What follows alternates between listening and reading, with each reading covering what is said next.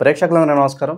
ఈరోజు మన స్టూడియోలో ప్రముఖ తంత్ర జ్యోతిషులు, జ్యోతిషరత్న, జ్యోతిష సామ్రాట్ చింతా రుక్మాన్ గదరావు గారు మనతో ఉన్నారు. గురువుగారితో మాట్లాడేద్దాం. నమస్కారం గురుగారు. మాతృదేవోభవ, పితృదేవోభవ, ఆచార్య దేవోభవ. గురుగారు, తులారాశి వారికి వీళ్ళ జాతకంతో సంబంధం లేకుండా ఈ రాశిలో ఉన్న వాళ్ళందరికీ కూడా వాళ్ళ జీవితం మెరుగవడానికి ఎలాంటి జీవిత పరిహారాలు, ఎలాంటి ఆలయ పరిహారాలు చేసుకోవడం ద్వారా ఏమన్నా వీళ్ళ లైఫ్ స్టైల్ కాస్త బెటర్ అవ్వడం, ఎలాంటి పరిహారాలు చేసుకుంటే బాగుంటుంది ఓవరాల్గా వీళ్ళు? ముందుగా ఈ తులారాశి వాళ్ళ యొక్క స్వరూప స్వభావాలు మనం మాట్లాడుకుంటే, ఈ చరరాశి త్రాసు, ధర్మదేవత చేతిలో ఉన్నటువంటి త్రాసు వీళ్ళ యొక్క సింబల్, ఈ రాశి యొక్క సింబలు. ఈ రాశిలో చిత్త 3-4 పాదాలు, స్వాతి 1-2-3-4 పాదాలు, విశాఖ 1-2-3 పాదాలు ఈ యొక్క రాశిలో ఉంటాయి. కాలపురుషుడికి 7వ రాశి. వీళ్ళకు వైవాహిక, ఈ లగ్నంలో రాశిలో పుట్టిన వాళ్ళకి ఎక్కువగా వైవాహిక జీవితంలో చాలా డిస్టర్బెన్సెస్ వస్తాయి. లగ్నంలో పుడితే మరీ ఎక్కువ. వీళ్ళకు నచ్చకపోతే ఎవరైనా సరే యాక్సెప్ట్ చేయరు. అక్కడే వచ్చేస్తుంది సమస్య అంతా. సర్దుకొని పోరు. వైవాహిక జీవితంలో సర్దుకొని పోని వాళ్ళు వీళ్ళు ఉంటారు. డిస్టర్బెన్సెస్ ఎక్కువ. బ్యాలెన్స్గా ఉండలేరు. త్రాసు ఎప్పుడు ఈక్వల్గా ఉన్నట్టు కనిపించదు. ధర్మదేవత చేతిలో కూడా ఒకటి కిందికి ఒకటి పైకి ఉంటుంది. వీళ్ళు బ్యాలెన్స్ చేసుకోవడం చాలా కష్టం. ఒకసారి బ్యాలెన్స్ అయ్యారంటే మళ్ళీ ఇటో అటో పడిపోతారు. ఈ రాశి కిడ్నీలను సూచిస్తుంది. ఈ రాశి ఒక ఫంక్షన్ హాల్, సమాజం, అంగడి, షాప్ పెడితే వినియోగదారులు, సమాజము, తర్వాత వచ్చేకాడికి మ్యారేజ్ హాలు, 10 మంది ఎక్కడ గుమ్ముకూడితే అదంతా తులారాశి సమాజం అని చెప్పచ్చు. కాబట్టి త్రాసు అన్నారు కాబట్టి వ్యాపార రాశి, వినియోగదారులంతా కూడా ఈ రాశి. ఈ రాశి వాళ్ళు తప్పు ఉన్నా లేకపోయినా తమ కూడా ఉండే వాళ్ళతో సర్దుకొని పోవాలి. అలాంటప్పుడు అది ముఖ్యంగా మరి జీవిత భాగస్వామితో సర్దుకొని పోవాలి. పోకపోతే చాలా అంటే సమాజానికి మన గురించి మాట్లాడడానికి అవకాశం ఇచ్చిన వాళ్ళు అయిపోతారు. అది విషయం. కానీ నాలెడ్జ్ బాగుంటుంది, నాలెడ్జ్ ఉంటుంది. ఇక్కడ కొంచెం అది ఈగోని కూడా చెప్పలేం, కానీ పట్టుదలతో కూడుకున్నటువంటి కొన్ని లక్షణాన్ని కొంచెం వదులు చేసుకుంటే మంచిది. కాబట్టి ఈ రాశి వాళ్ళు కిడ్నీస్ అని చెప్పాను. దిష్టి ఎక్కువ వీళ్ళకు, తులారాశి వాళ్ళకు. తులారాశిలో అద్భుతమైన కళాకారులు పుడతారు. స్వర్గీయ నందమూరి తారక రామారావు స్వాతి నక్షత్రం తులారాశి, దాసనారాయణరావు తులారాశి స్వాతి నక్షత్రం. గొప్ప వాళ్ళు. తులారాశిలో ముఖ్యంగా స్వాతి నక్షత్రం ఉంది. ఈ స్వాతి నక్షత్రం అంటే తేనెటీగ తన జీవితంలో సేకరించిన తేనెని తను తినదు, వేరే వాళ్ళు పెరుక్కోబోతుంటారు. సేకరించేది మాత్రం విపరీతంగా సేకరిస్తుంది, ఇతరుల పాలైపోతుంది. స్వాతి నక్షత్రంలో పుట్టిన వాళ్ళ పరిస్థితి కూడా అదే. సంపాదిస్తారు, వాళ్ళు సంపాదించిన ఎవరు సంపాదించరు. ఇంక వాళ్ళ చుట్టూ ఎవరో ఒకరు పెరుక్కుంటారు. మొత్తం సేవ్ అవ్వగానే మళ్ళీ పెరుక్కొని తినేసి వెళ్ళిపోతారు. వీళ్ళు సంపాదించడం పోగొట్టడం.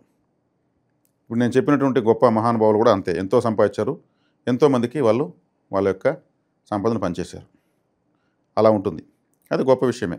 కాకపోతే రాశి కారకత్వం అలా ఉంటుంది. కాబట్టి ఈ రాశి వాళ్ళు వీళ్ళ యొక్క లాభస్థానాన్ని బలపరచుకోవాలంటే సింహరాశిని, వీళ్ళకి లాభస్థానం సింహరాశిని బలపరచాలి. సింహరాశిలో మధ్యలో ఉన్న నక్షత్రం పుబ్బా నక్షత్రం, 4 పాదాలతో ఉంది. పుబ్బా నక్షత్రానికి అధిపతి శుక్రుడు.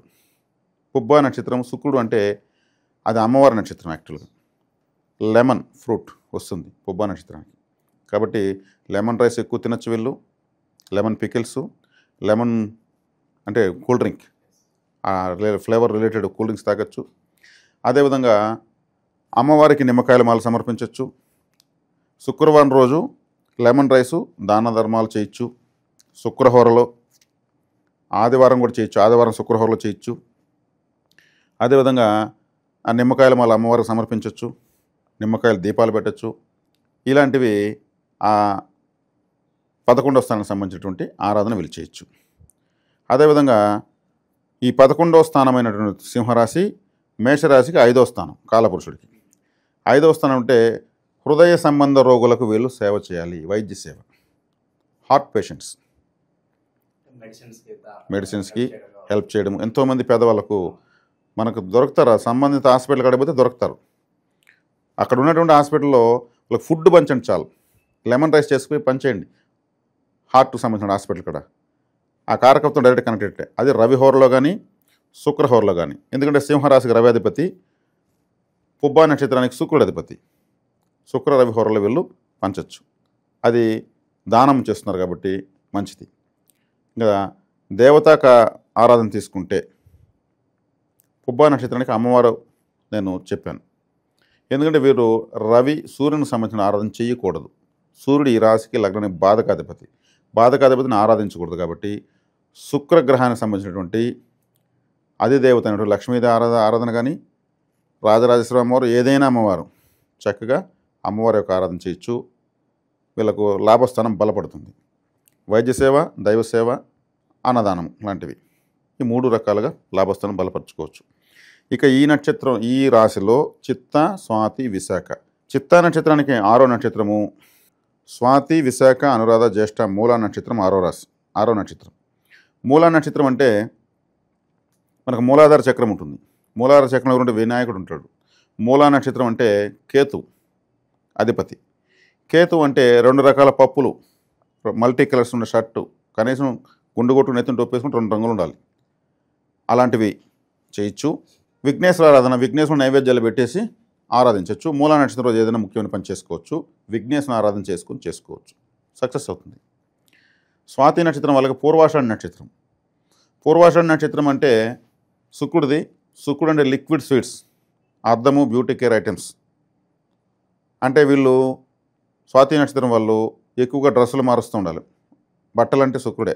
రోజుకి 2-3 జతలు బట్టలు మారుస్తుంటే కూడా వీళ్ళకు 6వ నక్షత్రం యాక్టివేట్ అయిపోతుంది. సినిమా ఇండస్ట్రీలో ఉన్న వాళ్ళంతా కూడా ఎక్కువగా స్వాతి నక్షత్రానికి అనుసంధానంగా ఉంటారు. ఎందుకంటే 6వ రాశి శుక్రుడిదే. శుక్రుడు అంటే సినిమా హీరోనే, సినిమా ఇండస్ట్రీనే. కాబట్టి శుక్రుడు అంటే బట్టలు, అందుకే వాళ్ళు ఎక్కువ బట్టలు మార్చకపోతే డబ్బులు వచ్చేస్తూ ఉంటుంది. స్వాతి నక్షత్రం అంతా కూడా ఎక్కువ బట్టలు మార్చండి. రోజు 2-3 జతలు మార్చండి. ఎవరేమనుకుని అనుకోని ఏముంది, శుభ్రంగా ఉండండి, ఫేస్ శుభ్రంగా పెట్టుకోండి. శుక్రుడు అంటే అందము. అందంగా ఉన్న ప్రతి ఒక్కటి శుక్రుడే. అందమే లగ్జరీని సూచించేది. కాబట్టి పూర్వాషాఢ నక్షత్రం పూర్వాషాఢ నక్షత్రం అంటే యుద్ధానికి బయలుదేరినటువంటి ఒక సైనికుడు, ఓ విరాట్ కోహ్లీనో ఇంకొక మనకు ఫేవరెట్ ప్లేయరు గ్రౌండ్లోకి ప్లే చేయడానికి వెళ్తున్నటువంటి ఫోటో పెట్టుకోవచ్చు. భారత సైనికుడిని పెట్టుకోవచ్చు. అర్జునుడు, యుద్ధక్షేత్రంలో అర్జునుడిని పెట్టుకోవచ్చు. ఫేవరెట్ సింబల్స్ ఇవంతా. అదేవిధంగా విశాఖ నక్షత్రం. విశాఖ నక్షత్రానికి సాధక తార ఉత్తరాషాఢ నక్షత్రం వస్తుంది. అనురాధ, జ్యేష్ఠ, మూల, పూర్వాషాఢ, ఉత్తరాషాఢ. ఉత్తరాషాఢ అంటే సూర్యుడిది. సూర్యుడిది కాబట్టి సూర్య నమస్కారాలు చేయొచ్చు. గోధుమలతో చేసినటువంటి రొట్టెలు ఇవన్నీ కూడా తినచ్చు. ఉత్తరాషాఢ నక్షత్రం రోజు ముఖ్యమైన పనులు చేసుకోవచ్చు. కాబట్టి వీళ్ళు చాలా ఉత్తరాషాఢ నక్షత్రము బలపడాలంటే చాలా డిగ్నిఫైడ్గా ఉండాలి. సూర్యుడు కదా, గ్రహరాజు, అడ్మినిస్ట్రేటర్, చాలా డిగ్నిఫైడ్గా ఉండాలి. వీళ్ళు గురువు నక్షత్రము, ఆడొచ్చేకాడికి అడ్మినిస్ట్రేషన్, గ్రహరాజు. అబద్ధాలు చెప్పకూడదు, తక్కువగా బిహేవ్ చేయకూడదు. ఎంత డిగ్నిఫైడ్గా ఉంటారో అంత వీళ్ళకి సాధన తార బలపడుతుంది. కాబట్టి వీళ్ళకు సాధన తార యొక్క యాక్టివేషను ఈ విధంగా చేసుకోవచ్చు. ఇక చిత్తా నక్షత్రం వాళ్ళు గురువర్గానికి గ్రహం సంబంధించినటువంటి కుజుడు నక్షత్రం కాబట్టి గురువుకు సంబంధించినటువంటి 3వ నెంబరు, చంద్రుడికి సంబంధించినటువంటి 2వ నెంబరు, సూర్యుడికి సంబంధించిన 1వ నెంబరు, 1, 2, 3 నెంబర్లు వీళ్ళు ఫేవరెట్ నెంబర్లుగా వాడుకోవచ్చు. అదేవిధంగా వీళ్ళకు కుజుడు కాబట్టి 7వ నెంబర్ కూడా, 7, 9 నెంబర్లు కూడా వాడుకోవచ్చు. ఈ చిత్తా నక్షత్రం వాళ్ళు red, white, yellow related, cream లాంటివి మల్టీ కలర్స్ ఇటువంటి బట్టలు వాడచ్చు.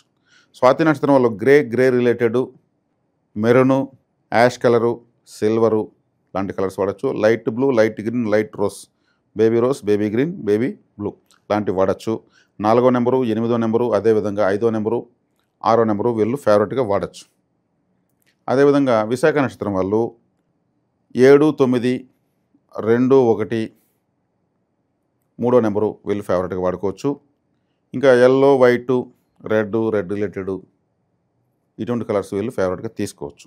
కాబట్టి వీళ్ళు అనుసరించాల్సినటువంటి సాధన తార యాక్టివేషన్స్, లాభస్థానాన్ని ఎలా యాక్టివేట్ చేసుకోవాలి, ఎటువంటి దాన ధర్మాలు, వైద్య సేవ, దేవతా పరిహారాలు చేసుకోవాలి అన్నది వివరించాను. ఈ విధంగా వీళ్ళు ఫాలో అయితే తులారాశి వాళ్ళు ఎప్పుడు యాక్టివేషన్లోనే ఉంటారు. సో తులారాశి వాళ్ళకి జాతకంతో సంబంధం లేకుండా వాళ్ళ జీవితం మెరుగుపడాలంటే ఎలాంటి ఆలయ పరిహారాలు, జీవిత పరిహారాలు చేసుకోవాలి అద్భుతంగా వివరించారు. ధన్యవాదాలు గురుగారు. ధన్యవాదాలు.